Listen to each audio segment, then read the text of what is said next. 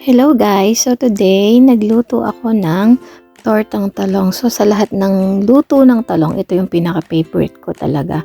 So ayan, naihaw ko na yung talong and then meron akong kamatis and then sibuyas and then may pepper and then may soy sauce and my egg. So usually pag nagluluto ako ng egg, sineseparate ko na siya talaga. So kung ilan yung iluluto ko, for example, ayan, 4 na torta yung iluluto ko. So 4 na bowl yung ginagamit ko and each bowl, isang eggplant, nilalagyan ko siya ng 3 egg. So ayan, so binubukod-bukod ko na siya. So dahil 4 yung talong ko, so 12 na egg yung nagamit ko. So, isang talong, 3 pieces na egg yung nilalagay ko. So, ayan, ganyan yung itsura niya, guys. Kasi nga, gusto kong ganyan ako magawa para nang sa ganun, pantay-pantay yung dami ng egg bawat piraso ng talong. So, parang sa ganun, isang luto, isang bowl, ganun.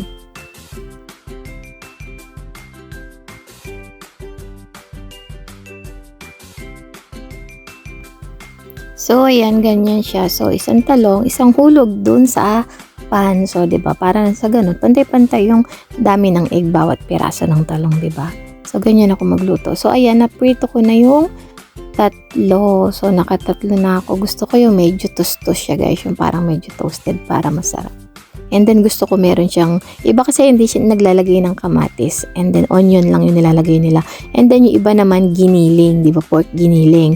So, depende sa trip nung nagluluto. Ako ganyan, gusto ko okay na sa akin yan, yung meron siyang tomato, merong onion, ganon. Tapos may egg. So, yan. So, naluto ko na siya. 4 na piraso na siya, guys. Yummy, yummy!